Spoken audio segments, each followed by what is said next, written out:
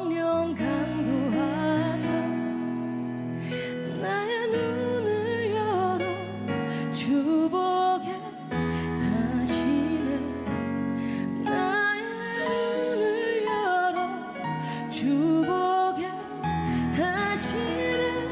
주의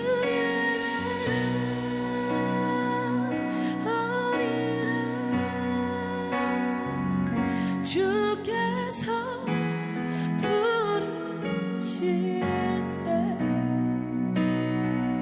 소망과 영광에 주의 뜻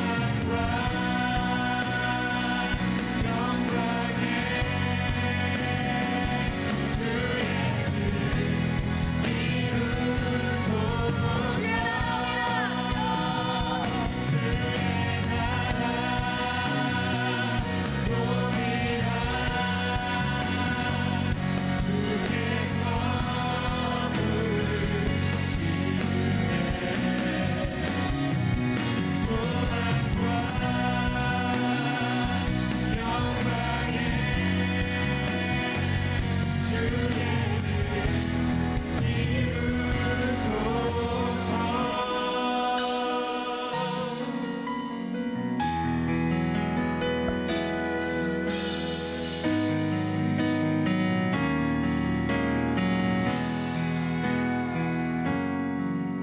우리 하나님께 영광의 박수 올려드리겠습니다. 하나님은 한 분이시라는 것을 믿습니까? 네, 하나님은 살아계신다는 걸 여러분들 믿습니까? 네, 우리 함께 그 살아계신 하나님을 함께 영광의 박수 올려드리면서 함께 신나게 찬양하겠습니다.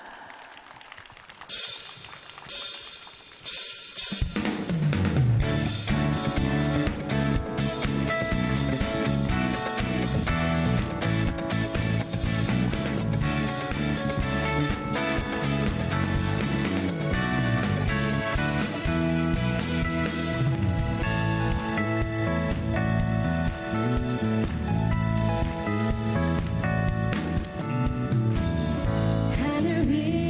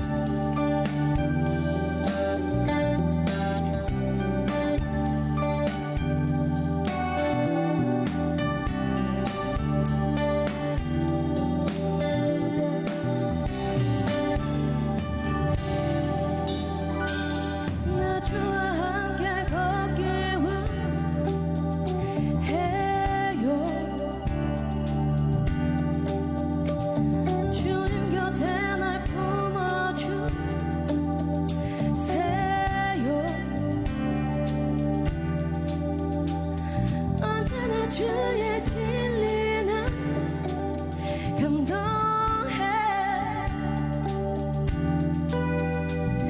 내 영혼 오직 주님만 갈망하네 나의 사랑이 나의 사랑이 더욱 커져가네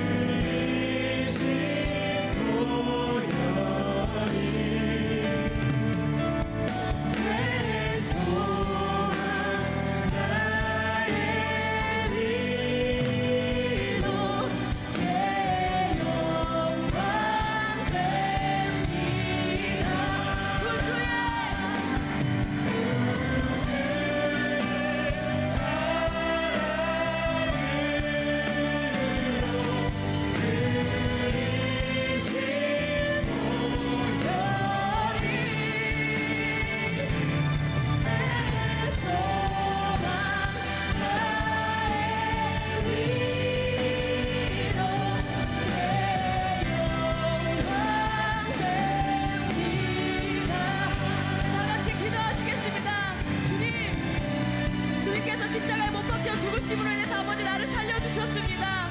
아버지 이제는요 내가 하나님 없이 살 수가 없어요. 하나님 우리 살려주셔서 감사합니다. 아버지 나를 살려주셔서 감사하고요. 우리 가족도 우리 친구들 하나님 살려주셔서 너무나도 감사합니다.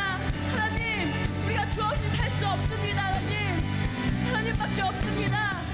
주여 세 번 외치고 기도하시겠습니다. 주여.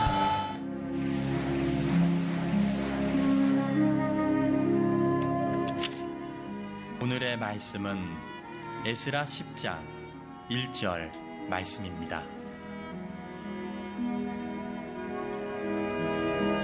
에스라가 하나님의 성전 앞에 엎드려 울며 기도하여 죄를 자복할 때에 많은 백성이 크게 통곡하매 이스라엘 중에서 백성의 남녀와 어린아이의 큰 무리가 그 앞에 모인지라. 아멘. 오늘은 에스라 9장, 10장 두 장의 말씀 가운데 에스라의 그 절박한 기도 이런 내용들을 가지고 말씀을 나누려고 합니다. 신기한 동물들이 많은데 그 중에 도마뱀은 우리가 볼 때 참 작은 동물이지만 몇 가지 예기치 않은 행동을 합니다. 잘 알다시피 도마뱀은 자기 꼬리를 자기가 자릅니다. 그런데 꼬리를 자르고 나면 다시 또 꼬리가 자라납니다. 그 도마뱀의 꼬리가 별것 아닌 것 같지만 그 꼬리는 그 도마뱀의 균형을 잡아주기도 하고 막 기어다닐 때 마치 물고기의 지느러미처럼 속도를 조절하는 역할을 하기 때문에 꼬리를 자른다는 것은 도마뱀에게 대단히 불리하고 위험한 일을 합니다. 평생 딱 한 번만 꼬리를 자를 수 있대요. 그런데 왜 도마뱀은 평생 한 번 자를 수 있는 꼬리를 어느 때 무엇 때문에 자르는 것일까? 학자들의 얘기에 의하면 도마뱀이 꼬리를 자를 때는 자기의 생애 가운데 정말로 위험하다고 느낄 때, 아주 절박한 상황이라고 생각이 될 때, 그때 도마뱀이 자기 꼬리를 자른다는 거예요. 쉽게 말하면 승부를 거는 거예요. 절박한 순간에 이거 아니면 안 되겠다고 생각하는 그 순간에 꼬리를 잘라서 승부를 띄우는 거예요. 여러분, 도마뱀만 그런 게 아니라 우리의 인생도 살다 보면 승부를 던져야 될 때가 있어. 올인해야 될 때가 있어. 정말 둘 중에 하나를 선택해야 하는 그런 순간들이 우리에게도 있어요. 그럴 때 여러분은 여러분의 인생을 무엇으로 승부하십니까? 가장 절박할 때 여러분은 여러분의 인생을 향해 무엇을 던질 수 있습니까? 오늘 우리가 읽은 에스라 이 이야기를 통해서 절박한 상황에 놓인 에스라가 올바른 승부수를 어떻게 던지는가를 우리에게 이야기하고 있어요. 지난 시간에 말씀드린 대로 에스라는 왕과 많은 지지자들과 많은 지원을 받고 예루살렘으로 오게 됩니다. 오기 전에 세상적인 조건은 완벽히 갖추어졌지만 오히려 그럴수록 더 많이 기도하고 금식하고 자기들의 죄를 회개하고 영적으로 무장하고 그리고 4개월 만에 5,000명을 이끌고 조국 예루살렘으로 돌아와서 영적으로 침체된 이스라엘의 영적인 부흥을 일으키려고 애썼던 사람이 에스라입니다. 사실은 페르시아의 왕이 행정적인 권한을 줬기 때문에 그 왕의 친서를 들고 가서 예루살렘으로 돌아가면 군림할 수 있었어요. 왕이 날 보냈고 왕이 행정 책임자로 나를 여기에 파송했으니까 누구든지 내 말을 듣지 않는 것은 왕을 거역하는 거다. 이러면서 물리력으로, 군사력으로, 행정력으로 예루살렘을 얼마든지 다스릴 수 있었어요. 그렇지만 에스라는 그렇게 하고 싶어 하지 않아요. 그냥 아주 순진하게 예루살렘에 도착하자마자 그 영적으로 침체된 이스라엘 유대 사람들에게 율법을 계속 낭독하고 가르치는 일에 힘을 써요. 말씀을 자꾸 듣다 보면 깨우치겠지. 말씀을 자꾸 듣고 가르치고 그러면 변하겠지. 그게 에스라의 생각이었어요.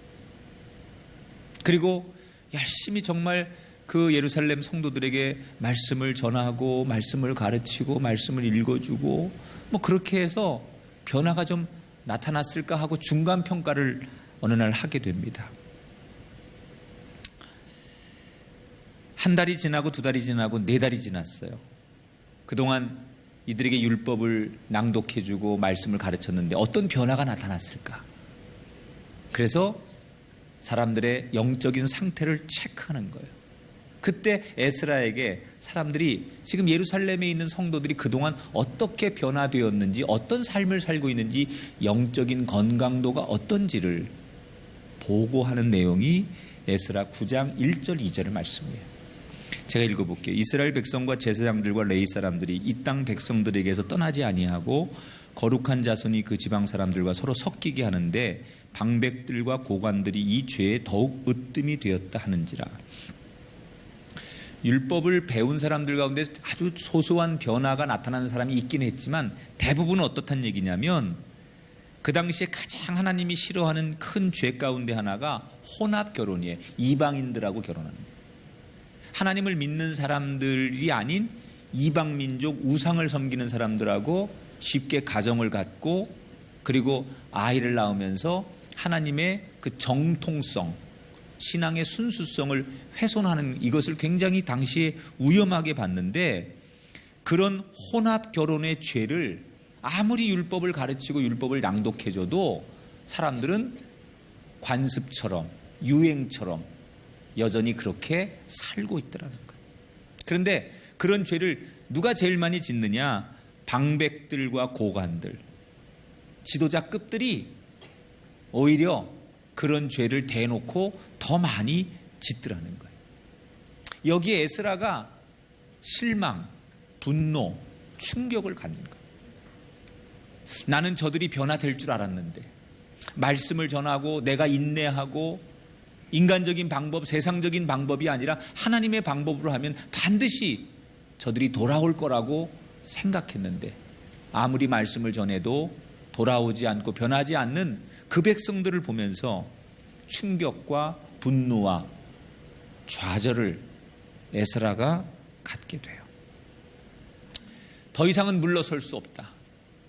이렇게 이들을 방치해 두었다간 정말 다시 하나님의 진노가, 하나님의 징계가 이 땅에 임할 줄도 모르겠다라는 에스라의 영적인 판단이 생기기 시작해요. 이렇게 죄를 계속 짓고 이렇게 타락하고 이렇게 아무렇지도 않게 하나님이 원하시지 않는 일들을 계속하면 하나님이 반드시 이 땅에 다시 벌을 내리고 그래서 우리가 누군가의 포로가 되든 나라가 망하든 비참한 역사를 다시 반복하게 될 텐데 이쯤에서 하나님의 진노와 징계가 임하기 전에 이들을 바꿀 수 있는 무언가를 해야 되겠다라고 에스라가 생각하죠. 말 그대로 절박한 거예요. 지금 이 민족과 이 영적인 상태가 이대로 두어서는 안 되겠다. 뭔가 변화가 필요하고 새로운 전기가 필요한데 너무너무 절박한 마음으로 그 심정으로 에스라가 승부수를 던지죠. 어떤 승부수를 던지느냐? 9장 5절 6절을 같이 읽어볼게요. 같이 읽습니다. 저녁 제사를 드릴 때 내가 근심 중에 일어나서 속옷과 겉옷을 찢은 채 무릎을 꿇고 나의 하나님 여호와를 향하여 손을 들고 말하기를. 따라합시다. 기도의 승부수.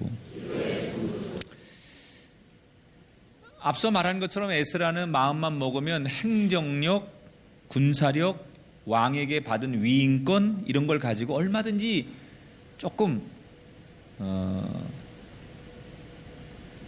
공권력 이런 걸 가지고 질서를 세울 수 있는 사람이었어요. 그런 자격이 에스라에게 있었어요. 그런데 에스라는 그 절박한 상황에서 세상의 무기가 아니라 하나님 앞에 기도하는 승구수를 던져요. 자, 에스라가 어떤 기도를 드렸을까? 도대체 에스라가 던진 그 승부수라고 하는 기도가 뭘까? 두 가지 중요한 점을 에스라가 던진 기도로 승부를 하는 거죠, 에스라는. 그런데 그 기도가 두 가지를 아주 우리가 중요하게 봐야 돼요. 자, 첫 번째, 에스라가 드린 기도가 어떤 기도냐? 9절, 10절 제가 읽어볼게요. 우리가 비록 노예가 되었사오나 우리 하나님이 우리를 그 종살이하는 종에 버려두지 아니하시고 우리 하나님의 성전을 세우게 하시며 우리에게 울타리를 주셨나이다. 우리 하나님이여, 이렇게 하신 후에도 우리가 주의 계명을 저버렸사오니 이제 무슨 말씀을 하오리까? 자, 이 기도문 속에 여러분 가장 많이 등장하는 단어가 뭐예요? 지금 제가 읽어드렸잖아요. 가장 많이 등장하는 단어가 뭐예요? 우리라는 단어. 이 우리라고 하는 단어를 이 기도문 속에 우리가 한번 유심히 살펴봐야 돼요. 기도 내용은 이런 거예요. 우리가 역사적으로 나라가 망해서 남의 나라의 노예가 되고, 그래서 하나님이 우리를 긍휼히 여기셔서 다시 나라를 되찾게 하시고, 하나님 덕분에 우리가 성전을 세웠고, 그래서 이렇게 다시 이제 예루살렘에서 하나님의 성전을, 무너진 성전을 70년 만에 재건해서 우리가 하나님께 은혜를 입었는데, 우리가 하나님의 그 사랑과 은혜를 저버렸습니다. 이런 기도예요. 당연한 거죠. 자기들이 잘못한 것, 자기들이 그동안 걸어왔던 내용을 그대로 읊은 거예요. 사실을 우리가 타락해서 하나님 앞에 벌을 받아 나라가 망하고, 그래서 우리가 남의 나라의 포로가 되고 종살이 했을 때 하나님께서 그래도 우리를 긍휼히 여기셔서 나라를 되찾게 하시고 무너진 성전을 다시 짓게 하시고 우리에게 이렇게 자유와 나라를 주셨습니다. 그런데 우리는 그 하나님의 은혜에 부응하지 못하고 하나님을 거역해서 죄를 짓고 있습니다. 이런 내용이에요. 이거 누가 드리는 기도예요? 에스라가 드리는 기도예요. 그런데 사실은 에스라는 역사적으로 노예가 된 적이 없는 사람이에요. 또 직접 자기가 와서 성전을 세운 적이 없는 사람이에요. 그리고 지금 조금 전에 예루살렘 성도들이 지은 죄, 혼합 결혼의 죄, 이런 죄를 에스라는 지은 적이 없는 사람이에요. 그러니까 굳이 에스라가 이 기도를 드릴 때 우리라고 하는 표현을 쓰면서 기도 안 해도 돼요. 하나님, 저들이 타락하고 하나님을 거역하고 저들이 하나님 마음을 아프게 하고, 이렇게 기도하는 게 맞는 거예요. 그런데 에스라가 하나님 앞에 기도를 하는데 뭐라고 기도해요? 우리라는 표현을 써요. 우리. 비록 나는 저들과 함께 생활하고 저들이 지은 죄를 지은 건 아니지만 나도 저들처럼, 우리라고 하는 표현을 쓰면서 나도 하나님 앞에 죄인입니다. 어떻게 그런 표현을 할 수가 있을까요? 그것은 그 예루살렘 동족들을 정말 내 몸처럼, 내 가족처럼 사랑하기 때문에, 너는 너, 나는 나, 이게 아니라 너의 문제가 내 문제고 너의 아픔이 나의 아픔이고 너의 고통이 내 고통이라고 생각하기 때문에 너는 너, 그래서 너희들이 네가 이렇게 기도하지 않고 너의 문제가 나의 문제고 나는 너희의 사람이기 때문에 굳이 이 문제를, 죄의 회개의 기도를 드릴 때 우리라고 하는 단어를 썼다는 거예요. 성경에 보면 예수님께서 이웃을 내 몸처럼 사랑하라 그러셨어요. 지금 에스라는 어쩌면 그 예수님의 가르침을 먼저 실천한 사람이죠. 그저 동족들을 다른 몸으로 본 게 아니에요. 다른 사람, 나와는 다른 존재로 본 게 아니라 우리는 하나라는 거예요.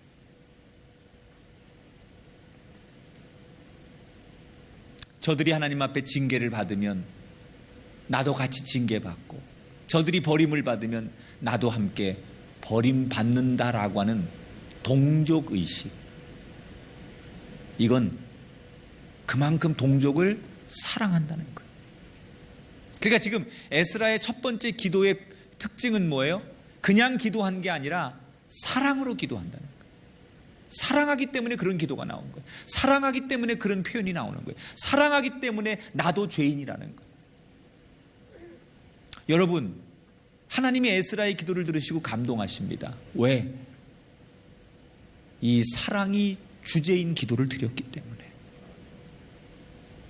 사람들이 기도하는 모습을 간혹 보게 되면 어떤 분은 그 어떤 사람이 너무 미워서 악에 바친 기도를 하는 분들을 종종 보게 돼요. 그런 분들을 보면 우선은 이런 생각이 들어요. 저분이 얼마나 마음이 아프면 저런 기도를 할까, 이런 안타까운 생각이 듭니다. 그러나 그런 기도를 듣는 가운데 이런 생각이 들어요. 저렇게 누군가를 미워하고 악에 바쳐서 하나님의 이름으로, 예수님의 이름으로 기도한들 하나님께서 저 기도를 들어주실까? 그렇게 해서 내 마음은 후련할지 모르겠는데 정말 하나님은 저 기도를 들으실까? 여러분, 어떤 사람이 아무리 믿고 나에게 원수 같은 사람일지라도 사랑의 마음으로 기도하면 하나님이 없는 것도 있게 하시고 더한 것도 부어주실 줄 믿으시기 바랍니다. 결국 에스라는 기도의 방향을 너무 잘 잡았어요. 기도의 분량이 많은 것이 문제가 아니라 기도를 길게 하는 것, 짧게 하는 게 그것이 문제가 아니라 기도의 방향이 너무 좋아요. 하나님이 들어서 감동할 수밖에 없는 기도. 나는 쏙 빼놓고 나는 문제가 없는데 저들이 이렇게 타락했습니다. 주님, 저들을 어떻게 하면 좋겠습니까? 주님, 저들을 어떻게 해야 됩니까? 이렇게 기도하지 않고 저들의 문제가 내 문제입니다. 우리라고 하는, 자신도 저들과 다를 바 없다라고 하는 그런 그 에스라의 그 마음의 고백과 다짐이 하나님을 감동시키는 거예요. 그래서 그 승부수의 기도가 하늘의 보좌를 열고 하나님을 움직이게 되는 거예요. 두 번째, 에스라가 던진 승부수의 기도는 어떤 특징이 있느냐? 하나님을 신뢰하는 기도를 해요. 자, 9장 15절을 읽어볼게요. 여호와여, 주는 의로우시니 이로 말미암아 주 앞에 한 사람도 감히 서지 못하겠나이다. 한번 따라합시다.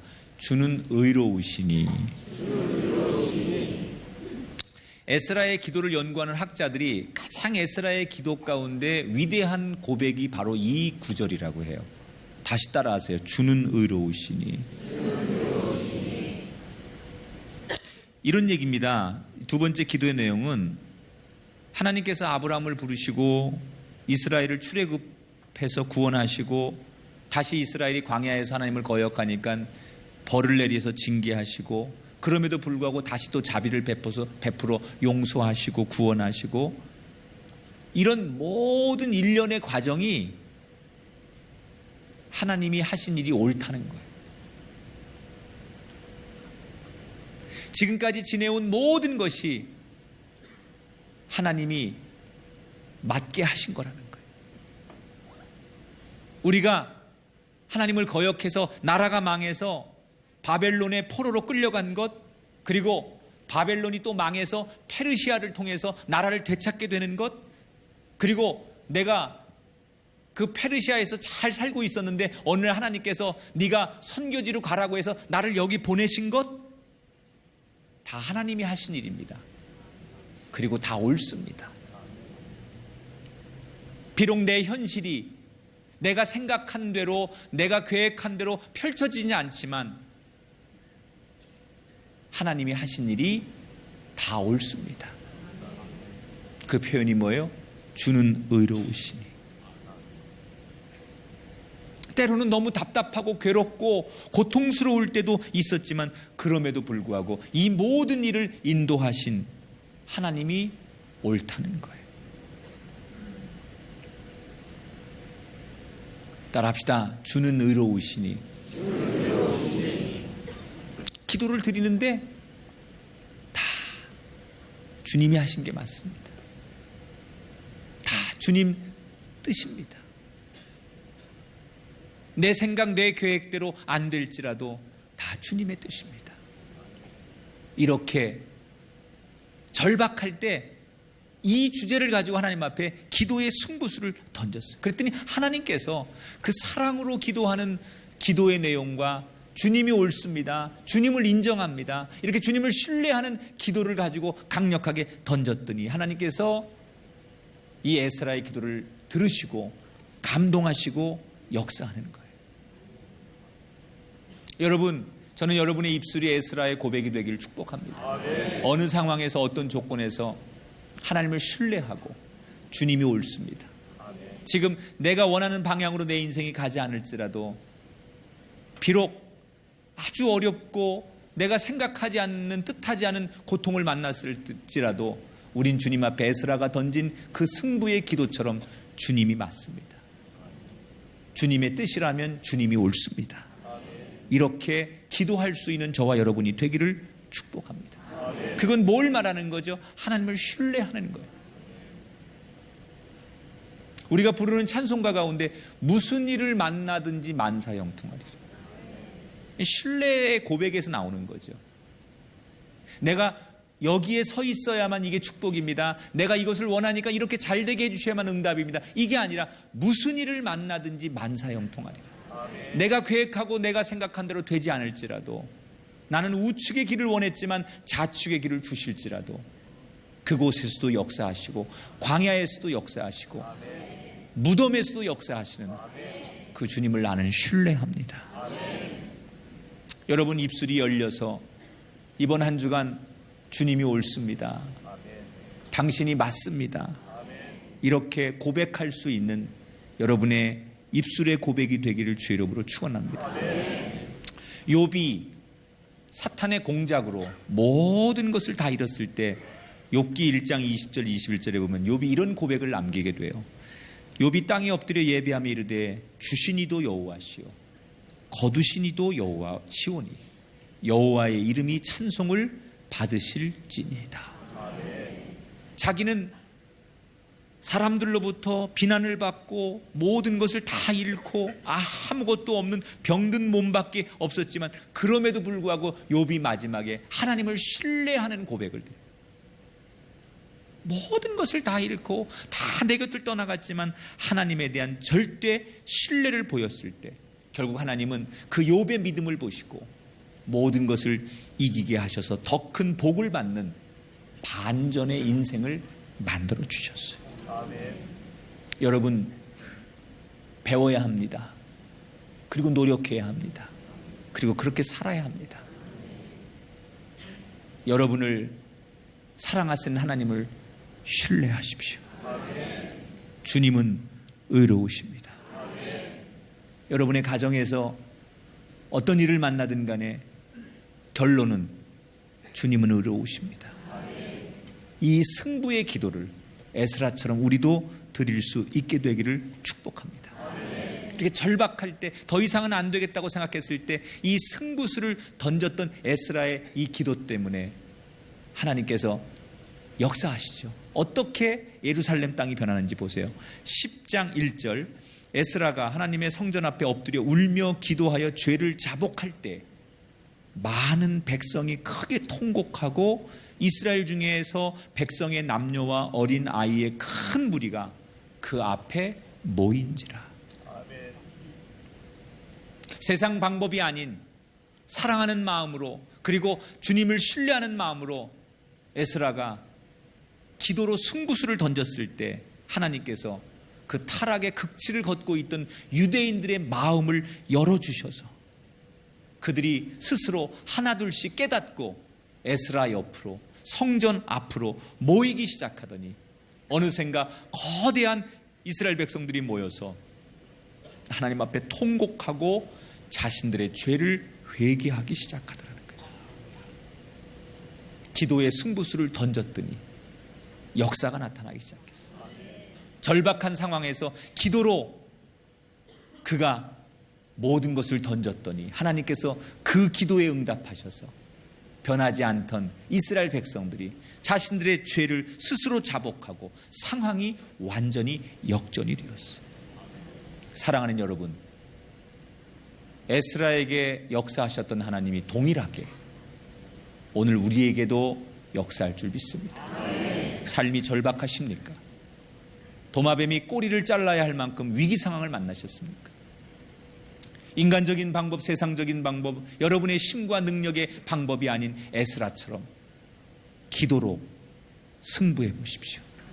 절박할수록, 절망이 올수록, 여러분 위기라고 생각할수록 에스라처럼 간절하게 기도로 승부해 보시기 바랍니다. 여러분의 인생이 역전될 겁니다. 하나님께서 그 기도에 응답하셔서 여러분의 삶의 기적이 나타날 줄 믿습니다.